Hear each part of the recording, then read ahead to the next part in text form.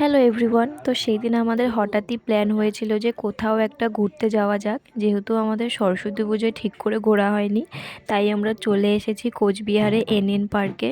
এটা তো আমাদের বাড়ি থেকে একদমই কাছে। এই পার্কে তো আমি আগে বেশ কয়েকবার এসেছি, তো আজকে ওদেরকে নিয়ে এসেছিলাম ঘোরাতে। ওরা তো এসেই এই বাচ্চাদের এই রাইডগুলোতে উঠছিল, বেশ ভালো লাগে কিন্তু আমিও উঠেছিলাম। আমি যতবার আসি এই রাইডগুলোতে ওঠার জন্যই আসি। তারপর ওদেরকে একটু পার্কটা ঘুরিয়ে দেখাচ্ছিলাম। তারপর উঠেছিলাম আমরা টয় ট্রেনে। এর টিকিট ছিল 20 টাকা করে, যেখানে সমস্ত পার্কটাকে আমাদের ঘুরিয়ে দেখাবে। তারপর উঠেছিলাম আমরা বোর্ডে। তো যেহেতু আমরা 3জন ছিলাম, তো বোর্ডে ওঠা নিয়ে তো সমস্যা হয়েছিল প্রথমে। তারপর উঠেছিলাম ম্যানেজ করে। তারপর আমরা সম্পূর্ণ পার্কটা ঘুরে ছবি টবি তুলে চলে এসেছিলাম খেতে। তো আমরা তো খেতে এসেছিলাম বিরিয়ানি, তো বিরিয়ানি পাইনি।